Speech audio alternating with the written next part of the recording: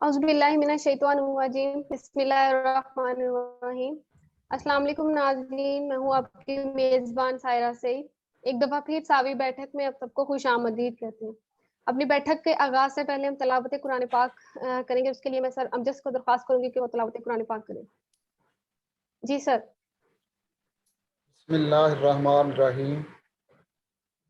कुल औज़ु बिरब्बिन नास मालिकिन नास इलाहिन नास मिन शर्रिल वस्वासिल खन्नास अल्लज़ी युवस्विसु फ़ी सुदूरिन नास मिनल जिन्नाति वन नास। सदाकल्लाहुल अज़ीम।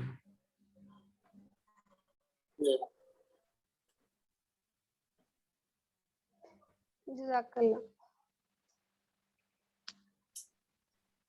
जी नाज़रीन, जैसा कि आप सब जानते हैं कि हमारे हर हफ्ते की रात हम बैठक करते हैं। हमारी पिछली बैठक जो थी वो बहारिया मकई पे हम लोग की थी, जिसमें हमने बहारिया मकई की काश्त के बाद जो उसकी ग्रोथ स्टेज होती है, फ्लावरिंग स्टेज से पहले फर्टिलाइज़र एप्लीकेशन, न्यूट्रिएंट एप्लीकेशन और इरिगेशन के बारे में बात की थी। और अब मकई की बुवाई के बाद जो अब उसकी स्टेज है, उसमें बहुत से कीड़ों का हमला जो है वो मकई की फसल पे होता है, और जिसके रोकथाम के लिए और कंट्रोल के लिए हमारे किसान भाई काफ़ी परेशान हैं। आज की बैठक जो है फिर से हमने बहारिया मकई पे, क्योंकि पिछली बैठक में हमारे पास वक्त कम था, जिसकी वजह से हमारे पास उन कीड़ों मकोड़ों के बारे में बात करने के लिए ज्यादा वक्त नहीं मिला।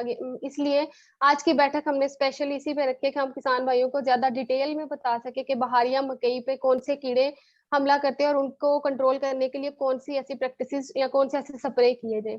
आज की हमारी बैठक का मौजू है मकई की फसल पे कोम्पल की मक्खी, दीमक, तेला और लश्करी सुंडी का हमला और इसका इंसदाद। हमारी बैठक के मेहमान जो है वो हमारे पास डॉक्टर मोहम्मद अमजद खान है, जो कि senior scientist entomology MMRI Sahiwal में। इनसे आज हम जानेंगे कि मकई पे कौन से ऐसे कीड़े हैं जो हमला करते हैं और उनको हम किस तरह से कंट्रोल करके अपनी मकई की फसल की पैदावार को बेहतर कर सकते हैं। जी अस्सलाम वालेकुम सर। वालेकुम सलाम जी। जी सर, आज हम जरा डिटेल में बात करेंगे कि मकई पे जो ज्यादातर जो हम शूट फ्लाई, जिसको कोम्पल की मक्खी कहते हैं, इसका हमला बहुत होता है और जिसकी वजह से पैदावार को काफी नुकसान पहुंचता है। तो इसके बारे में आप हमारे किसान भाइयों को बताएं कि कोम्पल की मक्खी जो है इसका हमला कैसे होता है, और इसको हम कैसे कंट्रोल कर सकते हैं। आपकी आवाज़ ब्रेक हो रही है। जी सर। हेलो। सर मैं पूछ रही हूँ कि कोम्पल की मक्खी के बारे में आप हमारे किसान भाइयों की रहनुमाई करें कि वो किस तरह हाँ। से मकई मकई पर हमलावर होती है। जी जी जी। ये बिस्मिल्लाह रहमान रहीम। शुक्रिया सायरा, और शुक्रिया पार्टिसिपेंट्स। और हम शुरू करते हैं।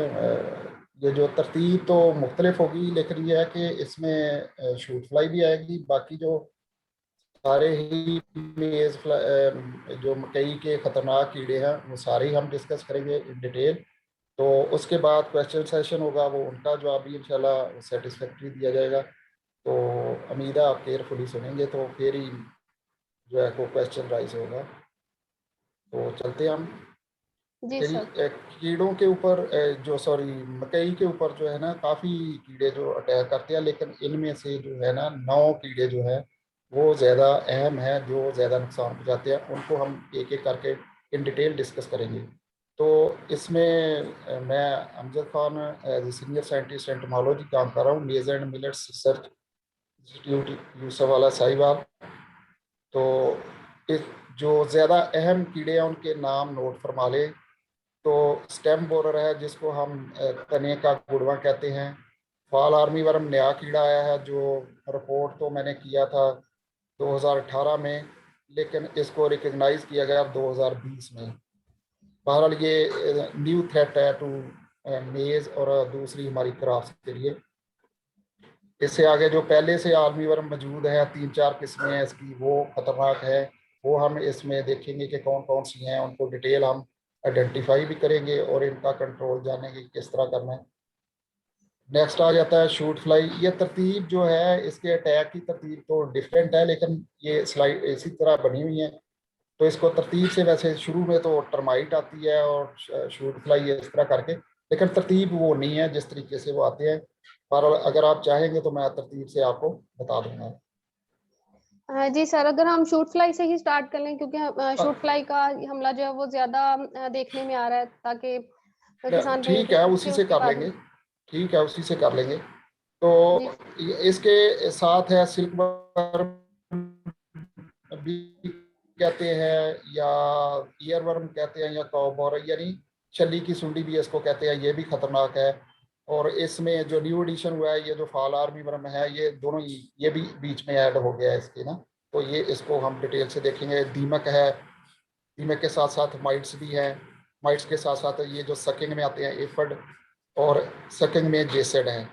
यानी सकिंग में तीन कीड़े हैं जो अटैक करते हैं, जो डिफरेंट कलर में दिए गए हैं, पर्पल कलर में।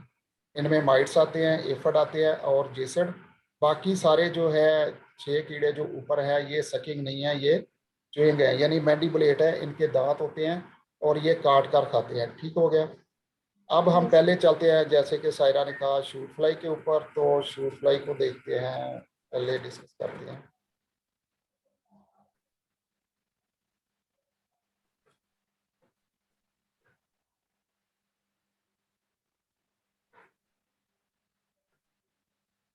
ये जी शूट फ्लाई है, बेस शूट फ्लाई बोलते हैं। एथेरिगोना सोकेटा इसका साइंटिफिक नाम है। और ये जो मक्खी है, घरेलू मक्खी जैसी ही होती है, लेकिन थोड़ा सा इसमें फ़र्क ये है कि इसका बैक या अब्डामन देखें, बैक या अब्डामन देखें तो इसके ऊपर आपको 3 नुक्ते नज़र आ रहे होंगे काले रंग के। इसी तरह दूसरी साइड भी इसी तरह 3 नुक्ते नज़र आते हैं इसके अपोजिट साइड पे। तो ये इसकी पहचान है। साइज में थोड़ी छोटी होती है घरेलू मक्खी से। और ये इसके ऊपर इसका इसका मतलब 3 एक साइड पे डाट है और 3 दूसरी साइड पे डाट है। तो टोटल 6 डाट होते हैं। ये इसकी मेजर पहचान है शूट फ्लाई की। तो साइज में मैंने बताया कि छोटी होती है। ये हाउस फ्लाई से ये दो डिफरेंस है, इजीली पहचानी जा सकती है अगर आपको मिले तो ये जो है ज़्यादातर स्प्रिंग क्रॉप पे में अटैक करती है मकई के ऊपर। उसकी वजह ये है कि ये इसको टेम्परेचर चाहिए होता है 20 से लेकर 30 तक, ये इसके लिए आइडियल टेम्परेचर है अटैक करने का। तो इस दौरान अगर ये टेम्परेचर, अगर बादल रहे या बारिशें रहें ज़्यादा दिन, तो ज़्यादा दिन ये टेम्परेचर इस तरह का रहे, तो फिर इसके अटैक जो है इसका प्रोलॉन्ग कर जाता है और ज़्यादा खतरनाक हो जाती है ये। तो ये शूट फ्लाई जो है, ये जर्मिनेशन जब होती है, जब हम सोइंग करते हैं, तो जर्मिनेशन अभी पौधा कह ले कि उसके पत्ते ज़मीन से बाहर नहीं आते, तो ये एग लेंगे उनके ऊपर कर देती है, फौरन एग लेंग करती है। इसको पता चल जाता है कि कहाँ से पौधा निकलना है, तो ये एग लेंग उसके ऊपर कर देती है। तो और अभी हम एग भी देखेंगे कि किस तरह के होते हैं इसके। तो ये it appears in the last week of February and attacks up to April. तो ये अप्रैल, जब तक ये टेम्परेचर 35 प्लस नहीं जाता ना, उस वक्त तक ये इसका अटैक रहता है। और वैसे भी जो क्रॉप सो की हुई है उसके ऊपर मैक्सिमम इसका अटैक 25 दिन से लेके महीने तक रह सकता है। फिर फसल बड़ी हो जाए तो ये थ्रेट नहीं रहती। ठीक हो गया। तो शुरू में ही ये थ्रेटफुल होती है ज़्यादा। बाकी ये सिर्फ मेज के ऊपर ही नहीं आती, ये सोरगम के ऊपर इसका बहुत शदीद अटैक होता है, जिसको हम ज्वार कहते हैं। इसी तरह माइनर अटैक बाजरे के ऊपर भी आ सकता है, बास का गंदम के ऊपर भी थोड़ा बहुत अटैक देखा गया। लेकिन आज हम इसको सिर्फ इसके हवाले से ही देखेंगे, मकई के हवाले से ही। तो फीमेल जो है ये पत्तों के ऊपर अंडे देती है। तो इससे लार्वे जो है अंडों से निकल जाते हैं 2 से 3 दिन तक। तो इसके अंडे जो होते हैं क्रीमी वाइट होते हैं, सफ़ेद रंग के होते हैं, नबूतरे टाइप छोटे से, वो तकरीबन 1 मिलीमीटर साइज या इससे कम ही होते हैं साइज में। तो ये अभी ये देखें, ये जो एक पौधा है ये वाला, इसके ऊपर ये इसका वाइट अंडा नज़र आ रहा है। सारे नज़र आ रहा है आपको, मैं इंडिकेट कर रहा हूँ। जी सर। हाँ, ये इसका अंडा है, पत्ते की बैक साइड पे, निचली साइड पे दिया हुआ अंडा है। तो ये पहले से इसके ऊपर अटैक वैसे हो चुका है, चूंकि ये जो सेंट्रल शूट है इसकी ड्राई अप हो चुकी है। ये यानी सेकंड अटैक है इसका, या नेक्स्ट जनरेशन इसके ऊपर अटैक कर रही है। तो ये इसका वो है, एग इस तरह का होता है क्रीमी वाइट। तो लबूतरा सा अंडा होता है, 1 से 2 दिन तक ये हैच हो जाते हैं। तो इसके लार्वे जो होते हैं ये सुंडियाँ यानी वर्मी फार्म है। मैं आपको एक बात बड़ी क्लियर कर दूं कि बहुत से लोग कंफ्यूज हैं कि शायद ये जो मक्खी है अडल्ट, यानी ये वाली स्टेज जो है अडल्ट, ये नुकसान करती है। सॉरी, ये तस्वीर इतनी को क्लियर नहीं है, लेकिन है सही है। ये मक्खी बजाते खुद अडल्ट जो है वो नुकसानदेह नहीं है। इसकी जो अंडे से निकलने वाली स्टेज है ना, ये सुंडी, कभी आप देखें किसी जानवर के जो मैगट्स पड़ जाते हैं, जख्मों में कीड़े पड़ जाते हैं, तो इसकी शेप भी उसी तरह की होती है, सेम। क्योंकि वो भी मक्खियों के लार्वे होते हैं, ये भी मक्खियों के लार्वे होते हैं। इसकी किस्म को कहते हैं टेक्निकली वर्मी फार्म कहते हैं। तो ये इसकी जो लाइफ है, ये मुनासिब टेम्परेचर पे 6 से 10 दिन तक होती है इसकी लाइफ। तो ये करता ये है, ये लार्वा अंडे से निकल के फौरन पत्ते के साथ साथ ये अंदर जाता है, शूट के अंदर दाखिल हो जाता है। नन्हा पौधा निकलता है, उसके साथ ये शूट के अंदर दाखिल हो जाता है। शूट के अंदर दाखिल होने से चूंकि इसके माउथ पार्ट्स होते हैं हुक लाइक, दांत होते हैं हुक लाइक, तो ये मुख्तलिफ जगहों से जो है ना, उसकी जो निकलने वाला नन्हा पौधा होता है उसको निकलने से पहले ही जगह जगह से काट देता है। सारा नहीं काटता, क्योंकि इसके वो उस तरह के दांत नहीं है कि प्रोमिनेंटली वो पूरे को काट दे, जगह जगह से शुरू में काटता है। तो जब वो जगह जगह से कट जाता है पत्ता, तो जगह से अगर थोड़ी थोड़ी जगह से बच गया, यानी बीच में कह लेके सुराख कर दिया उसने, काटने से उसके सुराख हो जाते हैं। जब सुराख हो जाते हैं तो पत्ते, चूंकि मकई के आप समझते हैं कि इनकी वेन्स जो होती हैं वो पैरेलल हैं, यानी इनकी वेन जो होती हैं, इसकी वेनेशन जो है, लीफ वेनेशन जो है वो पैरेलल है। जब पत्ते कुछ वेन्स कट गई, कुछ जो है वो बच गई, तो पत्ते की ग्रोथ जब हो रही होती है, बड़ी तेज हो रही होती है, क्योंकि नन्हा पौधा होता है, बड़ी तेजी से ग्रो हो रहा होता है। तो पार्शली या जुजवी तौर पर जो कटी होती हैं उसकी वेन्स, उसकी वजह से वो जो जो कटी नहीं होती वो तेजी से बढ़ रही होती हैं, जो वेन्स कट गई होती हैं वो उधर ही स्टॉप कर जाती हैं। तो ये कर्लिंग का बायस बनती हैं, पत्ता कर्ल कर जाता है और एक दूसरे के गिर्द ये पत्ते लिपट जाते हैं। तो जब जमीन से वो निकलता है तो वो बिल्कुल एक दूसरे के साथ लिपटे होते हैं पत्ते, जैसे कि स्प्रिंग लिपटा होता है। तो ये इसकी मेन निशानी है। तो अगर इसको टाइमली कंट्रोल ना किया जाए तो इसके लार्वे जो है फिर नीचे से इसको शूट को थोड़ा थोड़ा करके कंप्लीटली काट देते हैं, और ये फिर ये जो है इसका दरमियानी शूट जो है सूख जाती है।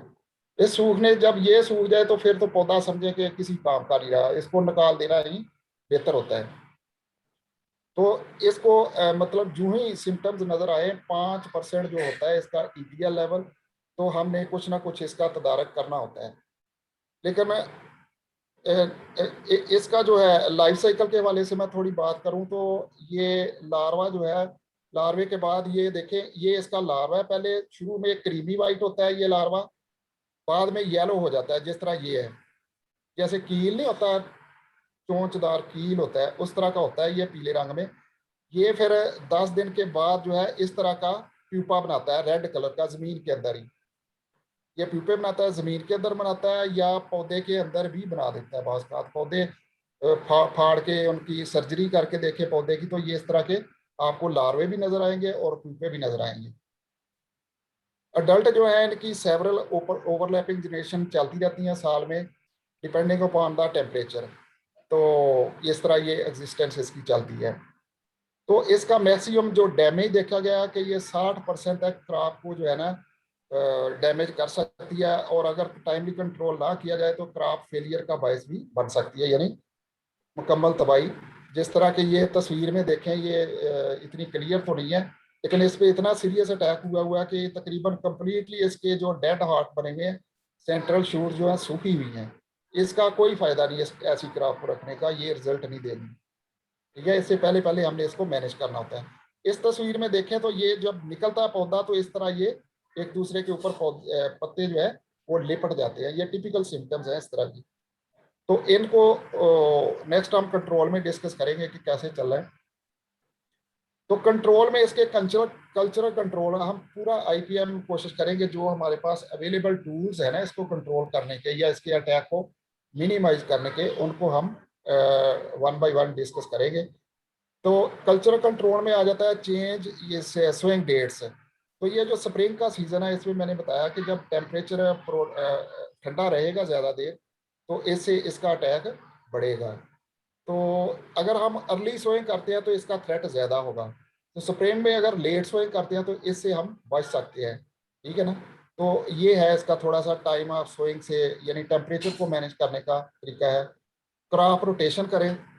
तो इससे भी पहले मैं कहूँगा कि जब क्रॉप सोइंग करते हैं तो वीड्स जो होती हैं, इसमें ग्रासी वीड्स स्पेशली खेतों के इर्द गिर्द ना हो, क्योंकि इस पे ग्रासी वीड्स पे और ग्रासी फसलें जो है दूसरी, उनके ऊपर इनका गुजारा पहले से चल रहा होता है। इसकी पॉपुलेशन मुनासिब होगी तो फिर ही अटैक बढ़ेगा। तो यानी ग्रासी वीड्स को स्पेशली मैनेज करना पड़ेगा आपको इसके अटैक को कम करने के लिए। तो क्रॉप रोटेशन भी की जा सकती है। क्रॉप रोटेशन का मतलब ये है कि आप बार बार मेज आफ्टर मेज या सोरगम आफ्टर सोरगम इस तरह सोए करेंगे तो फिर इसके मिसाइल बढ़ेंगे। तो बीच में आप कोई लेग्यूम क्रॉप जैसे बरसीम है या दूसरी क्रॉप जो है मूंग है, और भी क्रॉप्स हैं, वो रखें ताकि क्रॉप की ज़मीन की फर्टिलिटी भी बेहतर रहे और ये क्रॉप रोटेशन की जो आपकी कंडीशन है वो भी हो जाए और इससे कुछ अफाका मिले आपको। क्लीन कल्चर, यानी वीड्स का कंट्रोल करना है आपने, खत्म वीड्स को करना है। और स्टबल जो होते हैं, इनके जो प्लांट डेब्रीज जो होते हैं, पौधों के जो पार्ट्स होते हैं, जैसे मुड शुड होते हैं या तने के पार्ट्स होते हैं खेतों में पड़े हुए पिछले, उनमें इनके लार्वे शार्वे प्यूपे सॉरी होते हैं। और बाद में जो वेल राटेड नहीं होते या राटेड होते हैं, उनमें लार्वे भी हो सकते हैं। तो इससे अगली जनरेशन चल सकती है। तो साइल जमीन को अगर हम हॉट और ड्राई मंथ, ये जो अभी आएंगे ना अप्रैल और मई के महीने, उसमें अगर हम जमीन की अच्छी तरह प्लोइंग करते हैं तो उस दौरान जो है अगर प्लांट डेब्रीज हों भी बीच में तो वो हम उनको एक्सपोज कर देते हैं ना। उसमें एक्सपोज करने से इनके लार्वे पुपे और जो भी स्टेज होगी इनकी वो खत्म हो सकती है। उससे टेम्परेचर से, हाई टेम्परेचर से हमें काफ़ी फायदा मिल सकता है। नेक्स्ट है रिमूविंग ऑल्टरनेट होस्ट प्लांट्स, यानी ऑल्टरनेट होस्ट प्लांट जो है वो कौन कौन से हो सकते हैं। जैसे मैंने अभी थोड़ा सा इशारा आप लोगों को किया, जितने भी ग्रासी प्लांट्स हैं ना इसके अल्टरनेट होस्ट प्लांट्स हैं। जैसे सोरगम को बहुत अटैक करती है, बाजरे को भी करती है, फिर और जो अभी वीट के ऊपर भी थोड़ा बहुत अटैक होता है शुरू में इसका, यानी एग्जिस्टेंस इस तरह इसकी चलती रहती है। तो होस्ट प्लांट्स को हमने मिनिमाइज करना है अगर हम इसका कंट्रोल मुनासिब चाहते हैं। तो वैसे आपको मैं साहिवाल गया हुआ था लास्ट वीक में, तो मैंने काफ़ी क्लोजली ऑब्जर्व किया है, बल्कि पिछले 3-4 साल से हमें कुछ मसाइल आ रहे हैं इसके शूट फ्लाई के हवाले से, कि जहाँ जहाँ मेज ग्रोइंग डिस्ट्रिक्ट्स हैं, जैसे साहिवाल, ओकाड़ा और ये जो है दीपालपुर, कसूर वगैरह तहसीलें हैं इसकी।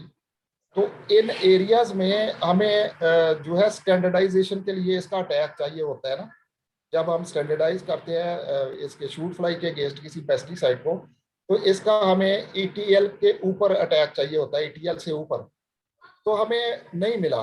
मतलब हमने कर करके ना इसकी सीड ट्रीटमेंट कर करके तो इसकी पॉपुलेशन काफ़ी हद तक डाउन है। तो लिहाजा मुझे कोई थ्रेट नहीं नजर आया, बल्कि मैं तो अपने उस अदारे को कह के भी आया हूँ, स्प्रे कर रहे थे। तो जब डाटा लिया तो 5% से कम ही था, तकरीबन 1-2% प्लांट्स इन्फेस्टेड थे। तो स्प्रे स्टॉप की गई कि ना करें, ये एनवायरनमेंट के लिए खतरनाक होगी। लिहाजा आप भी जो है ना स्प्रे अन्यवार नहीं करनी। इस तरह आपका फिनेंशियल लॉस भी, पैसों का लॉस भी होता है, एनवायरनमेंट की भी खराब होता है, ज़मीन भी खराब होती है और मसाइल बढ़ते हैं। लिहाजा आप ज़रूर जो है सीड ट्रीटमेंट की हुई है, ठीक है। अगर कोई 5% से ऊपर अटैक शुदा पौधे आपको नजर आते हैं तो फिर आपने स्प्रे की तरफ जाना है, अदरवाइज नहीं। सर तो अगर ये मैं आप थोड़ा सा वो, पौधों के हिसाब से अगर आप पौधों के हिसाब से किसान भाइयों को बता दें कि 5% फॉर एग्जांपल वो कितने अगर पौधों पे उन्हें अटैक नजर आए तो वो स्प्रे करें, और अगर उससे कम लेवल हो तो फिर वो स्प्रे नहीं करें। यही मैं बता रहा था कि डैमेज शुदा पौधे अगर, देखिए आपने मुख्तलिफ जगहों पे 5-6 जगहों पे आपने सैंपलिंग करनी है अपने खेत की। जैसे सेंटर में एक सैंपल ले लें, उसमें 100 पौधे आपने एक कतार में स्टडी करने हैं। अगर 100 में से 5 पौधे या 5 से ज्यादा पौधे इसके हमला शुदा है तो फिर आप स्प्रे कर लें। अगर इससे कम है तो फिर ना करें, कोई जरूरत नहीं है। तो इसी तरह यानी 5 जगहों पे यानी कोनों से आगे अंदर जाके खेत के कोने से अंदर जाए, 4 कोने बनते हैं, यानी 4 कोनों से आपने कोई 27 गज अंदर जाना है। तो एक एक सैंपल उधर से लेना है और एक जो है सेंटर से लेना है। तो आपके 5 सैंपल हो जाएंगे, यानी 500 पौधे आपने स्टडी किया, आपका अच्छा वो मतलब बेहतर सैंपल आ जाएगा, उसका आपको पता चल जाएगा। नेक्स्ट है इसका मैकेनिकल कंट्रोल। इसके लिए ये है कि अगर आपको चंद पौधे नजर आते हैं अटैक शुदा, यानी 5% से कम है, तो उनको आपने सपोर्ट करना, पौधों की मदद करनी है, ताकि वो अपनी सेहत को स्प्रे से नहीं, आपने सिर्फ उनके पत्तों को जो जुड़े हुए हैं या सब खुद ही विद स्टैंड कर देंगे और वो रेजिस्टेंस शो करेंगे उसके अगेंस्ट, तो आपका जो है वो पौधे वो रिजल्ट दे देंगे। अगर आप नहीं खोलेंगे टाइमली तो उनकी वो नीचे रह जाएंगे, उनकी ग्रोथ कम हो जाएगी और दूसरे पौधे ऊपर चले जाएंगे, तो वो रिजल्ट नहीं देंगे। यानी टाइमली इनको आपने खोलना है, ये थोड़ा सा मैकेनिकल है। नेक्स्ट आपने क्या करना है जी, कंट्रोल। केमिकल कंट्रोल के हवाले से मैं पहले कह चुका हूँ कि 5% डैमेज पौधे ज्यादा है, 5% या उससे ज्यादा, तो फिर आपने, ये तो सीड ट्रीटमेंट है ना, पहले आपने सीड ट्रीटमेंट करनी है सोइंग से पहले, एक दिन पहले या उसी वक्त कर ले, चंद घंटे पहले आपने अमीडा क्लोप्रिड प्लस सर टेबुकोनाजोल आपकी का आवाज आपको, कट रही है, आप थोड़ा अपना। नेट तो खैर ठीक है, बाज का सर सिग्नल वीक आपकी हो जाते आवाज हैं। कट रही है, आप अपना इंटरनेट चेक करें जरा। अब ठीक है, हेलो। जी ठीक है सर, आपके पास अच्छा मैम, जी सर। मैं अर्ज कर रहा था कि अमीडा क्लोप्रिड और टेबुकोनाजोल का मिक्सचर मिलता है 37.25 FS की फार्मूलेशन में। तो ये इससे आप 10 मिलीलीटर जो है उसके इसके लेने हैं आपने इंसेक्टिसाइड के, फी किलोग्राम जो सीड है उसको आपने ये लगाने हैं, तो इससे भी आपको काफी हद तक कंट्रोल मिल जाएगा। एक क्लोथियानिडिन जो है, ये हमने इसको अच्छा खासा चेक किया हुआ है, ये भी अच्छे रिजल्ट देती है। ये 20 SC इसकी फार्मूलेशन है। ये 15 से 20 ml फी केजी आपने सीड को लगाना है, तो ये भी आपको रिजल्ट दे देगी, अटैक कम होगा। अगर अटैक हो गया है तो फिर क्या करना है, जो वो सैंपल आपने लिया 5% या 5% से ज्यादा अटैक शुदा पौधे हैं, तो फिर आपने स्प्रे करना है। स्प्रे के लिए आपने एक क्लोथियानिडिन या प्लस मिथायोकार्ब, ये 2 मिक्सचर है, ये सॉरी ये भी सीड ट्रीटमेंट के लिए 25 ml आपने फी केजी सीड लगाना है। ये 3 है सीड ट्रीटमेंट के लिए इंसेक्टिसाइड्स। नेक्स्ट ये जो स्प्रे के लिए है डेल्टा मेथ्रीन प्लस ट्राइएजोफास, आपने स्प्रे करना है। इस स्प्रे से आपको बेनिफिट ये मिलेगा कि आपका जो है इनिशियल आर्मी वर्म और जो स्टेम बोरर का अटैक है वो भी इसी से कवर हो जाएगा। तो ये एक ब्रॉड स्पेक्ट्रम आपको हेल्प कर देगी। तो अब हम ये तो था शूट फ्लाई का। अब हम थोड़ा सा तरतीब से पीछे जाते हैं।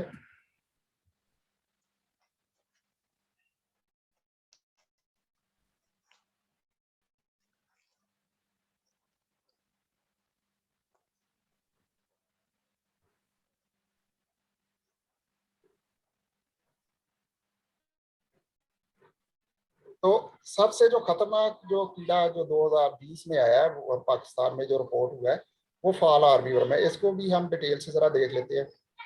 तो ये एक है, तो ये कीड़ा बाज का तो लोग समझ लेते हैं पता नहीं ये फॉल आर्मीवर्म कौन सी बला आ गई है।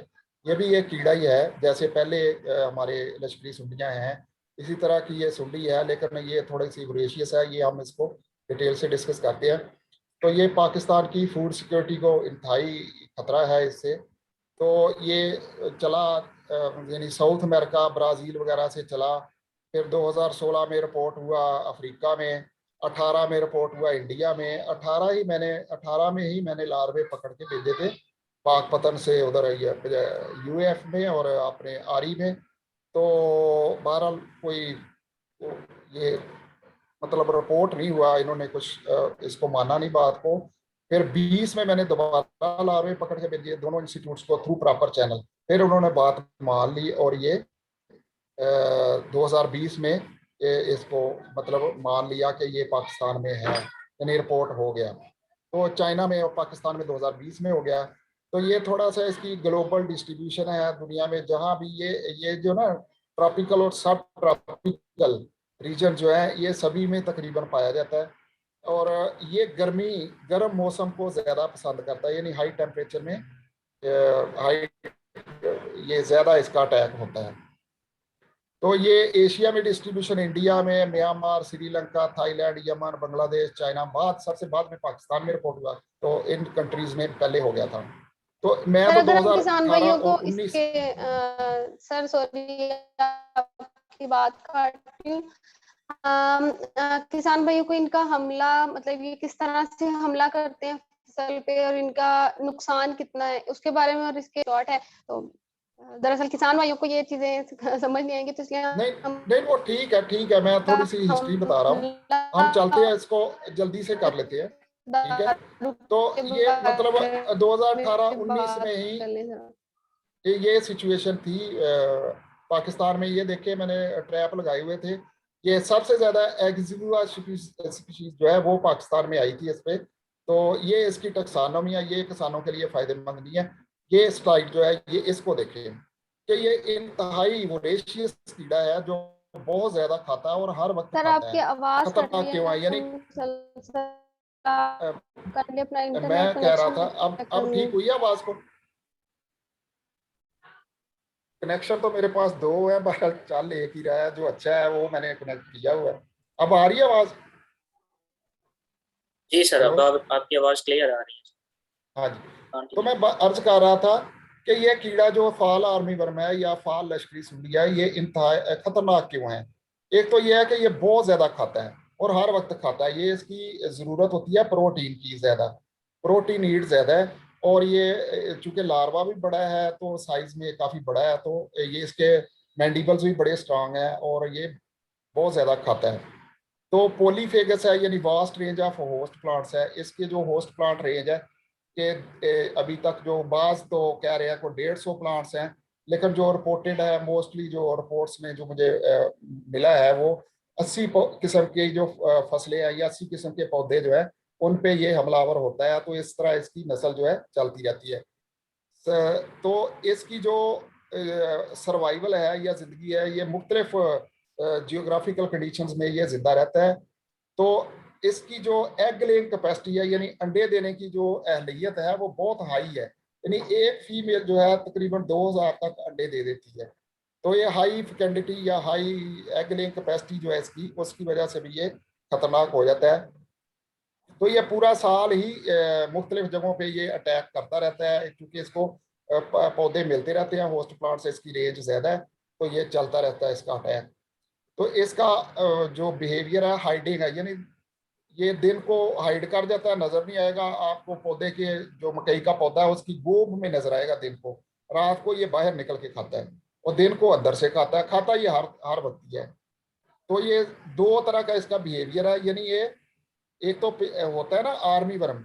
आर्मी वर्म तो सिर्फ हम समझते हैं कि डिफोलिएटर, यानी कि पत्तों को खाते हैं बस बकरियों की तरह। तो ये बकरियों की तरह पत्तों को भी खाता है फाल आर्मी वर्म, और बोरिंग भी करता है, यानी बोरर्स की तरह भी इसका बिहेवियर ड्यूल है। बोरर भी है और आर्मी वर्म भी है। तो पौधे के अंदर ये मुख्तलिफ पार्ट्स में बोरिंग करके तो ये खाता है। तो इसकी लॉन्ग फॉरेजिंग रेंज है, यानी इसका जो अडल्ट है या फीमेल है वो एक 24 घंटे में 100 से 500 किलोमीटर इसकी फ्लाइट है, यानी जहाज जितनी इसकी फ्लाइट है। इसलिए ये पूरी दुनिया में बड़ी तेजी से फैला है। और एक रेफरेंस मुझे मिला था कि 1600 किलोमीटर इसने सफर किया 30 घंटों में। तो ये देख ले इस तरह से ये इतने स्ट्रॉन्ग फ्लायर है। ये भी इसकी एक वो है, मतलब कामयाबी की दलील है। बाकी ये सारे आर्मी वर्म जो है उनसे कंपैरिजन है, पिक्टोरल व्यू है। ये बीच में जो है ये देखे, ये फॉल आर्मी वर्म का जो है ये वो है मेल है ये वाला। इसकी पहचान थोड़ी सी रखनी हो तो मैं दो दो आपको मेन सिम्टम्स देता हूँ कि ये देखिए इसके जो विंग्स हैं, यानी पहले वाले विंग्स है, बड़े वाले विंग्स, उसके ऊपर ये देखे ये जो डार्क पैटर्न बना हुआ है ये लंबूतरा है, जबकि ये जो हमारे पहले से जो आर्मी वर्म है जो जिसको लैटिवा कहते हैं उसके ऊपर ये किडनी शेप्ड है, इसका लंबूतरे हैं यानी डाउनवर्ड, उसकी ये लंबाई हॉरिजॉन्टली है, ठीक है ना, यानी ये वर्टिकल है वो हॉरिजॉन्टल है। तो ये बाकी इसकी जो लेग्स है इनके ऊपर वाइट और डार्क जो है बैंड्स है, वाइट और डार्क बैंड्स है, जबकि इसकी लेग्स के ऊपर ऐसा नहीं है। तो ये मेन इसकी थोड़ी सी पहचान है। जो 3 आर्मी वर्म जो पाकिस्तान में ज्यादा कर पाए जाते हैं, ये उनके मेल और फीमेल सारी इनकी तस्वीरें आपको दी गई हैं। नेक्स्ट हम चलते हैं इनके अंडों की पहचान कैसी है। इस तरह ये अंडे देते हैं, ये फाल आर्मी वर्म के अंडे हैं, अंडे तकरीबन मिलते ही जुलते हैं, लेकिन ये देते इस तरह है। फाल आर्मी वर्म जो है ये 50 से लेके 200 तक अंडे एक बंच में देते हैं, एक बंच में इतने देते हैं, यानी कम से कम 50 या 200 इनके नहीं देते, मतलब ये रेंज है इसकी। तो इस तरह करके ये अपनी ज़िंदगी को आगे बढ़ाते हैं। तो ये पत्तों के नीचे या पत्तों के ऊपर दे सकते हैं। ऊपर से इन्होंने ये जो फ्लफ होती है, रुई सी होती है, उसके ऊपर उसके साथ कवर कर देते हैं, ये जिस तरह रुई सी नज़र आ रही है हल्की हल्की। तो ये अपने अंडों को बचाते हैं, जो नेचुरल जो एनिमीज हैं उनसे बचाने के लिए ये इस तरह करते हैं। और इनसे फिर ये देखिए लार्वल पहचान मोटी सी, ये फाल आर्मी वर्म के लार्वे हैं। इसकी मेन पहचान ये है कि इसके हेड के ऊपर उल्टा वाई ग्रे कलर में होता है, ये देखिए उल्टा वाई ग्रे कलर में।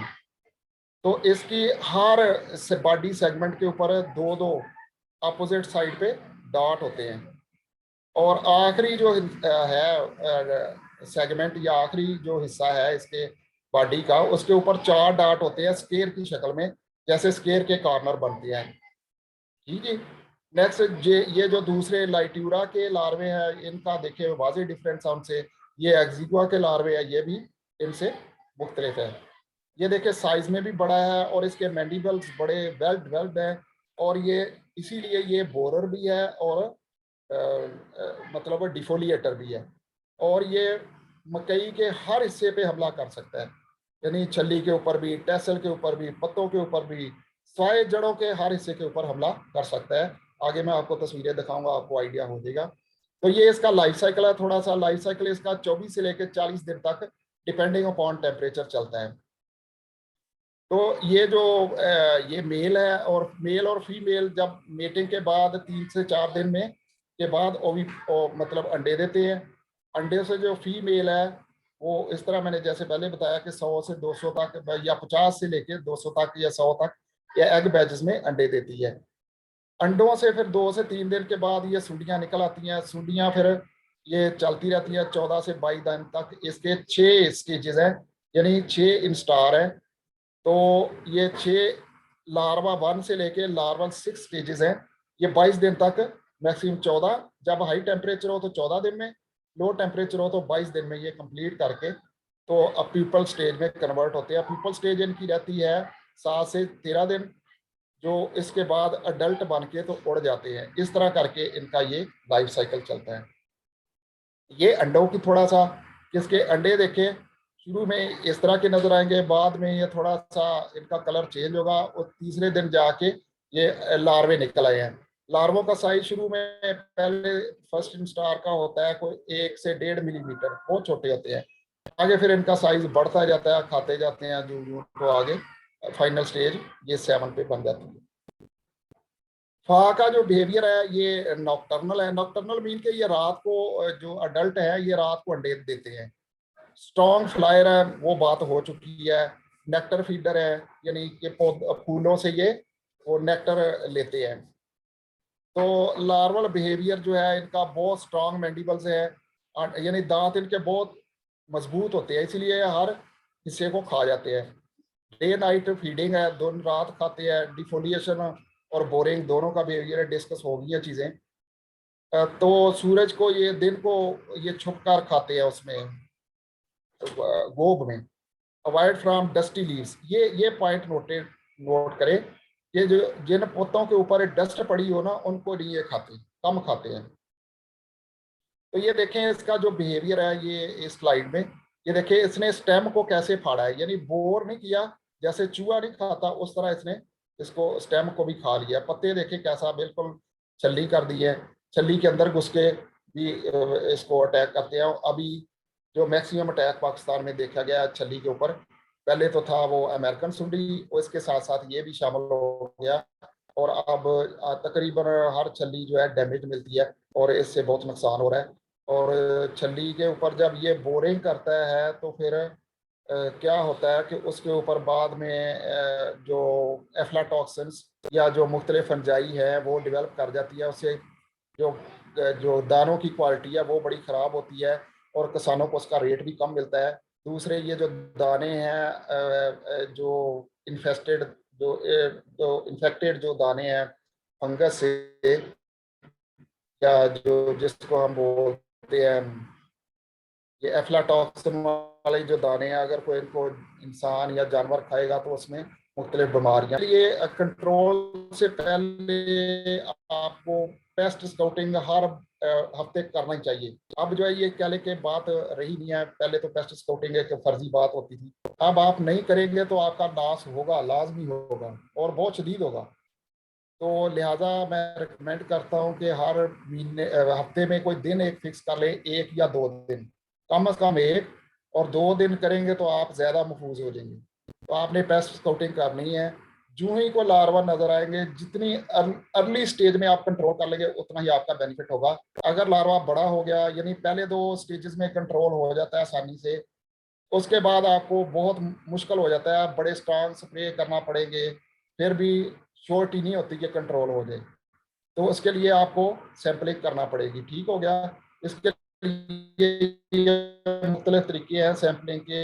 ये एक डायगोनल मेथड है, इसमें आपने देखे 14 एक कोने से, खेत के एक कोने से आपने दाखिल होना है 14 मीटर और पहला सैंपल लेना है, यानी 100 पौधे स्टडी करने हैं।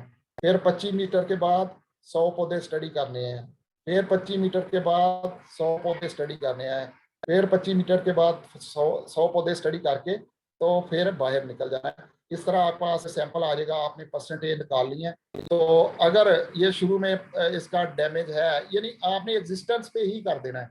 अगर इसका अटैक आपको नजर आया है तो फौरी आपने स्प्रे करना है, इसका कंट्रोल करना है।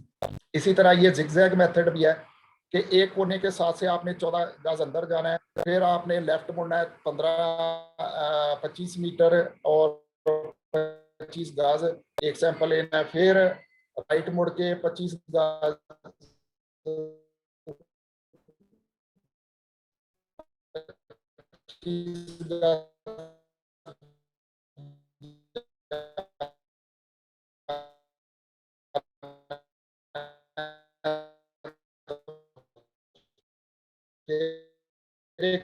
सैंपल लेना है। इस तरह आप सैंपल ले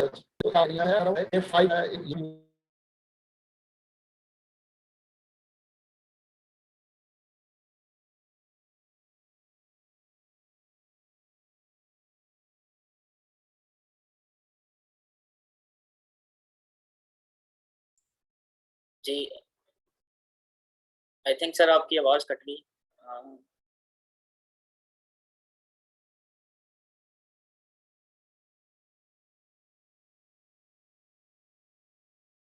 जी सर, प्लीज कंटिन्यू करें सर की मेरे ख्याल से आवाज़ कट गई है।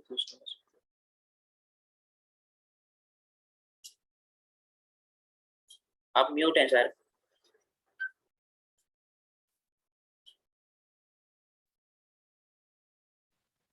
जी नाजरीन, जब तक सर का नेट स्टेबल होता है तब तक मैं आपको बताती चलूं कि जैसे कि हमने पहले आपसे बात की थी कि सावी जो है वो किस तरह से किसान भाइयों की रहनुमाई कर, इस तरह से दिन रात मेहनत कर रहा है कि वो अपने किसान भाई जो उनको जदीद टेक्नोलॉजी जो आ रही है, ज़राअत के अंदर जो भी चेंजेस आ रही हैं क्लाइमेट चेंज की वजह से, उसके लिए अपने किसान भाइयों की ज़्यादा से ज़्यादा रहनुमाई कर लें। इसके लिए मैंने हमारे GIS के हेड है डॉक्टर मास्टर अब्दुल हनान साहब है, उनको मैं दावत देती हूँ कि वो बताएं कि सावी किस तरह से फार्मर्स जो है उनको रहनुमाई दे रहे और कौन सी सर्विस उनको प्रोवाइड करें। जी हनान। जी अस्सलाम वालेकुम। बहुत शुक्रिया आपका शायरा, आपने मुझे मौका दिया। आपने मेरा तारुफ करवाया और मुझे मौका दिया कि मैं साबी के बारे में ज़िम्मेदार भाइयों को बता सकूं कि साबी जो है वो ज़िम्मेदार भाइयों की कैसे मदद कर रही है और कैसे नित नई प्रोडक्ट्स जो है वो मुतारफ़ करवा रही है, जिससे ज़िम्मेदार भाई जो है वो अपनी अ, कम वसाइल में ज़्यादा से ज़्यादा पैदावार जो है वो हासिल कर सकते हैं। तो सावी बेसिकली मुकम्मल तौर पर मालूमात देती है ज़िम्मेदार भाइयों को जब भी वो फसल कोई भी अपनी फील्ड में खेत में अपनी फसल लगाना चाहते हैं, तो उससे उसकी सोइंग से लेके उसकी हार्वेस्टिंग तक सावी जो है वो मुकम्मल तौर पर रहनुमाई करती है उनकी। तो बाकी हम जो है वो हमारी जो मेजर प्रोडक्ट है ज़िम्मेदार भाइयों के लिए वो है कि हम उनकी ऑन फार्म कंसल्टेंसी करते हैं, ठीक है? जिसमें हम ज़िम्मेदार भाइयों के खेत का जो है ना वो सर्वे करते हैं। उसके बाद जो हमारे इकोनॉमिस्ट हैं वो खेत के सर्वे करते हैं, उसके बाद फिर हम उस खेत में 2 से 3 चीज़ें जो है वो नोट करते हैं। नंबर 1 कि उस ज़िम्मेदार ने जो है वो सॉइल की जो है वो टेस्टिंग करवाई है या नहीं करवाई, क्योंकि जो आपकी फर्टिलाइज़र का यूज़ है, एफिशिएंट यूज़ है, वो आपकी सॉइल पे निर्भर होता है। तो अगर तो उन्होंने वो सॉइल की टेस्टिंग नहीं करवाई तो साबी से वो सॉइल की टेस्टिंग करवा सकते हैं अपनी, ठीक है? तो साबी जो है वो उनको एक पैकेज दे देगा जिसमें वो उनकी पूरी जितनी भी कंसल्टेंसी है वो सारी उसमें कवर हो जाए।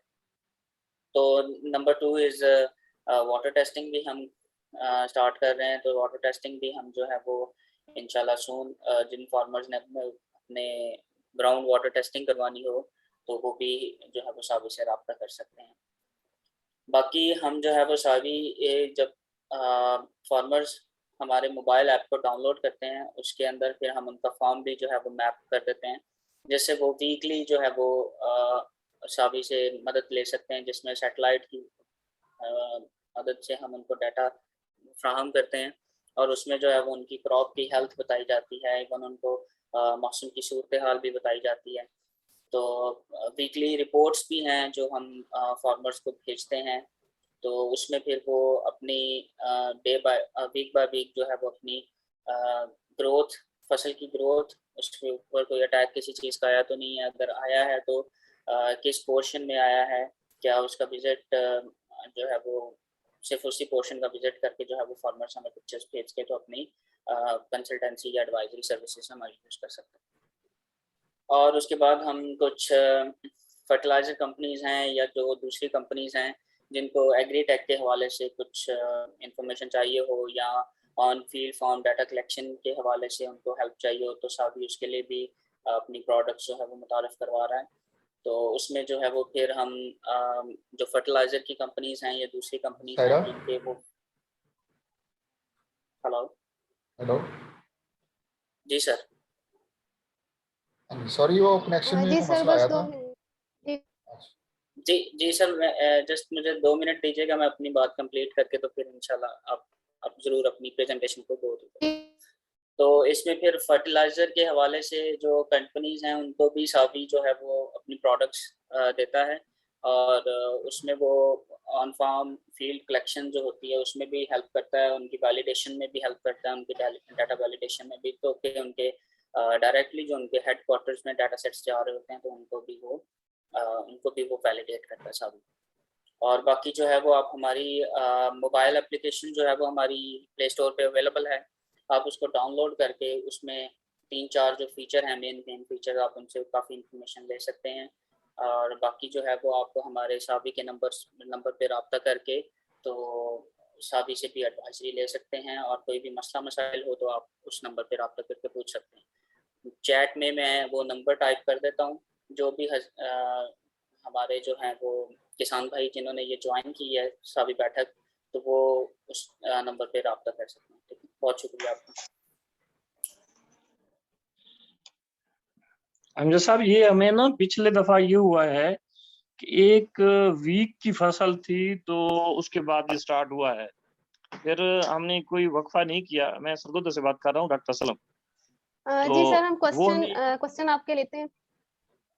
जी डॉक्टर जी, मेरा ये साहब, था ये कि एंड पे हम डिस्कस करेंगे, आप अपने क्वेश्चन नोट करते रहें।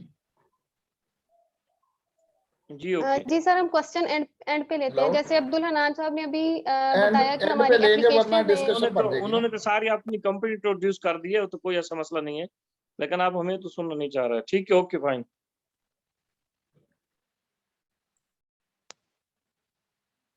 जी जी मिस रबिया, अगर आप हमारी एप्लीकेशन की उसके जो डेमो है अगर वो दिखा दें, किसान भाई जो एप्लीकेशन जिन्होंने डाउनलोड किया वो किस तरह से अपना फार्म ऐप करके इन तमाम जो हम फैसिलिटीज दे रहे हैं उससे मुस्तफीद हो सकते हैं।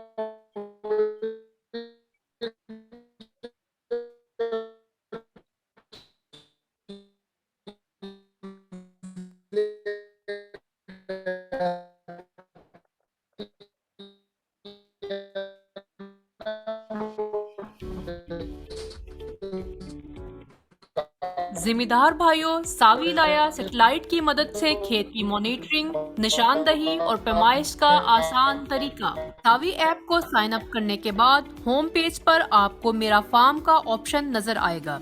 इस ऑप्शन में जाने से पहले अपने मोबाइल की लोकेशन ऑन कर लें।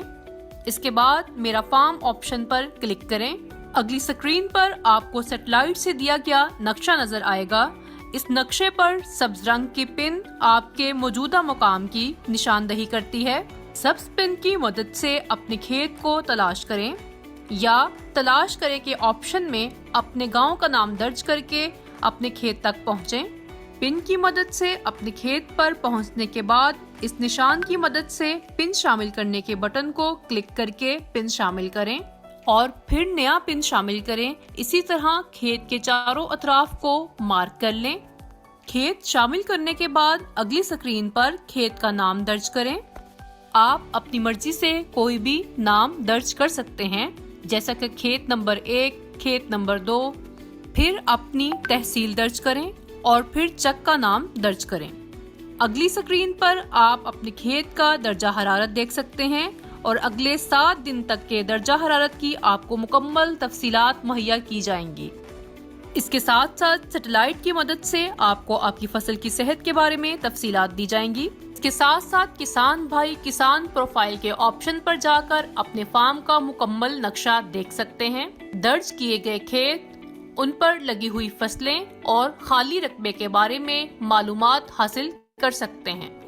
तो अभी सावी ऐप को प्ले स्टोर से मुफ्त डाउनलोड करें और अपनी काश्तकारी के अमूर को आसान बनाएं।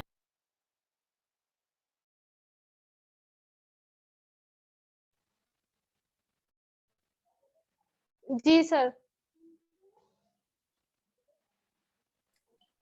जी सर अमजद।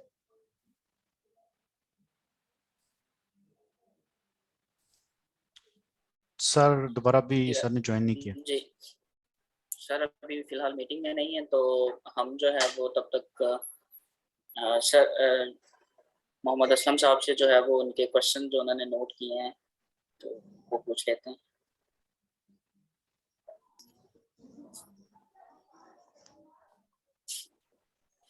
जी सर, असलम साहब आप क्या कह रहे थे? जब तक सर अमजद आते हैं आप अपना क्वेश्चन शेयर कर दें। अगर कोई और एक्सपर्ट हमारे साथ हैं तो वो भी मैं जवाब ये दे कर रहा दें। था कि हमारा लास्ट ईयर जो हमें सितंबर में हम जो प्रॉब्लम हुआ अक्टूबर में, तो वो जस्ट 10 डेज की फसल थी, तो उस पर वो स्टार्ट हो गया है फॉल आर्मी वार्म का। फिर उसके बाद हमने जितने स्प्रे किए, जितने मिक्सर किए है, किसी से भी कंट्रोल नहीं हुई। फिर उसको हमने को फर्टिलाइजर वगैरह एक्स्ट्रा दे के फिर थोड़ा सा उसको बूस्टअप किया है, तो वो आया है। मेरा मकसद ये था कि हमें कोई एक प्रोडक्ट, आपने जो बताया ना काफी सारे थे, कोई एक मिक्सचर रेडीमेड आ रहा है या नहीं आ रहा, जिसको हम स्प्रे करके उसको कंट्रोल कर सके। आपके जो एक्सपेरिमेंट के वो हैं मतलब जिसमें आपने मैक्सिमम कंट्रोल लिया। दूसरा क्योंकि हमने एज ए फॉडर यूज करना होता है इसको, तो एनिमल्स के लिए कोई ऐसा प्रोडक्ट हमें बताएं जिसके हमें आफ्टर इफेक्ट्स जो मतलब वो भी ना हो और साथ फॉल आर्मी वार्म जो है वो कंट्रोल भी हो जाए इफेक्टिवली, क्योंकि हमारे पास इंटरमोलॉजिस्ट नहीं है इस वक्त तक, तो हम खुद ही जो कर रहे हैं एक कंट्रोल मेथड से खुद कर रहे हैं। तो ये आप हमें कोई गाइड कर सकते हैं कि कर देंगे?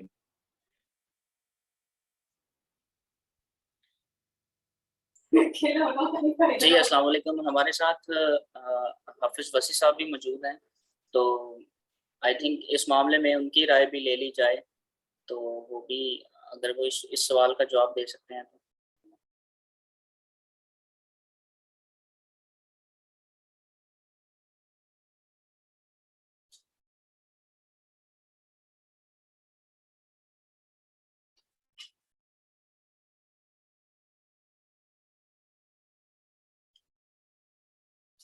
जी अस्सलाम वालेकुम।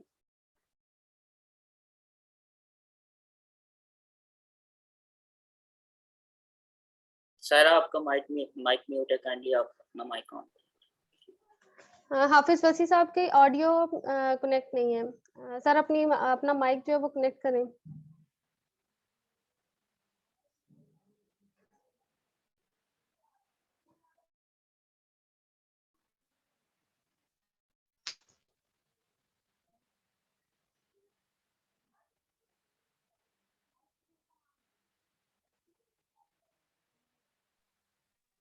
मैडम ये भी एक्सपर्ट से पूछिएगा कि किसका रेजिडुअल इफेक्ट सबसे कम होगा, जो हम यूज करें तो हमें एनिमल के लिए वो हमें सूटेबल होगी, क्योंकि हमने बेफेलो को फीड करना होता है एक्सपेरिमेंट जब जो एनिमल है मेरे पास।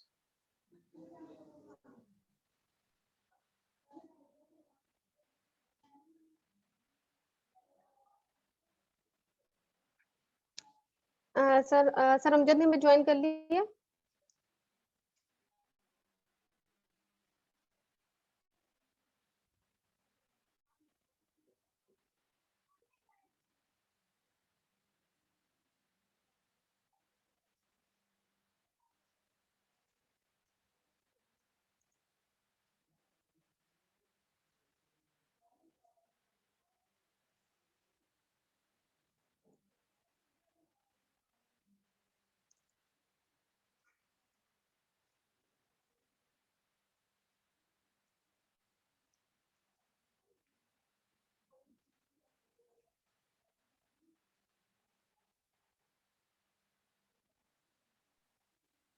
आई थिंक अमजद साहब का टाइम मेरे ख्याल में बार्ड हो गया है, वो नहीं आ जी रहा सर, है वो एक्चुअली कनेक्शन। हमारे एक्सपर्ट उनका जो है उनके नेटवर्क का कोई इशू आ रहा है, जिसकी वजह से वो लीव कर गए हैं।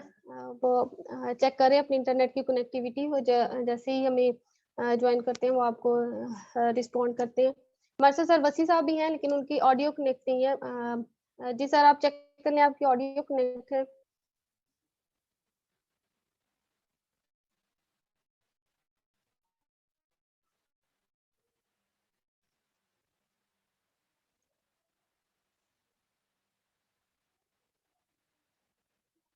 जी सर, फाल आर्मी बम पे जो आप कह रहे हैं कि आपको पैक, उसके लिए जो हमारे पास जो हम रिकमेंड कर रहे हैं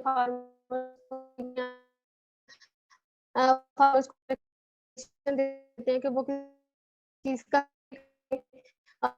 वो हम आपको जो वो बता जो वो इस्तेमाल करते हैं सर। उसके लिए मैडम आपकी आवाज बिल्कुल नहीं आ रही, आपकी आवाज कट रही है। अगर जी सर, मैं इसमें आपको बताता चलूँ, सावी ने जो है फॉल आर्मी वर्म के अटैक की जो है वो वीडियो बना के अपनी ऐप पे अपलोड की हुई है। तो अभी जो हमारे एक्सपर्ट हैं वो हमारे साथ मौजूद नहीं है इस कॉल में, क्योंकि उनका इंटरनेट का थोड़ा सा मसला था। तो मैं आपको जो है वो पर्सनली आपके नंबर पे जो है वो सावी की एडवाइजरी जो है वो वीडियो एडवाइजरी है मैं आपको सेंड कर दूंगा, जो कि आपके लिए काफ़ी हेल्पफुल होगी। जिसमें सावी ने जो है वो फॉल आर्मी वर्म के अटैक के बारे में बताया गया है कि दिखने में कैसी होती है और बेसिकली उसका क्योर क्या है, आप उससे कैसे जो है वो निजात हासिल कर सकते हैं। अच्छा हनान साहब, ये एक ना मैं डेरा गाजी खान गया हूँ पिछले दिनों, एक हमारा एग्रीकल्चर शो था, तो वहां पर को उन्होंने देसी एक चीज रखी हुई थी जिसमें आक था, नीम और तंबाकू और हींग और इस तरह की कोई चीजें उन्होंने कि मिक्सर बना के कि ये भी इफेक्टिवली कंट्रोल कर रहा है व्हाइट फ्लाई और दूसरे इंसेक्ट को। तो क्या ये फॉल आर्मी वर्म के लिए भी इफेक्टिव होंगी या नहीं होंगी? आपका एक्सपीरियंस क्या है इसमें? आपने कोई एक्सपेरिमेंट किया है इसका? सर एक्चुअली मैं एक्सपर्ट नहीं हूँ इस चीज़ का। तो हमारे जो एक्सपर्ट हैं वो अनफॉर्चुनेटली हमारे साथ नहीं रहे ड्यू टू इंटरनेट कनेक्शन। तो इंशाल्लाह ये मैंने आपको क्वेश्चन ये भी नोट कर लिया है, तो मैं फिर आपको इस क्वेश्चन के ऊपर भी मजीद गाइड कर दूंगा। और फाइन, दूसरा अगर आप आपको मुझे पर्सनल नंबर पर मेल कर दें या व्हाट्सएप कर दें तो that will be honour for me. चलें चलें ठीक है, थैंक यू सो मच। बाकी मैं सर आपके क्वेश्चन नंबर 2 का आंसर भी जो है ना वो भी आपको कंफर्म करके बता दूंगा कि इसका जो रेजिडुअल इफेक्ट है वो सबसे कम होगा, तो वो भी मैं चीज़ें आपको confirm. Thank you so much sir, thank you so much. I think Rabia हम जो है सॉरी सारा हम इस चीज़ को आज की बैठक को खत्म करते हैं। तो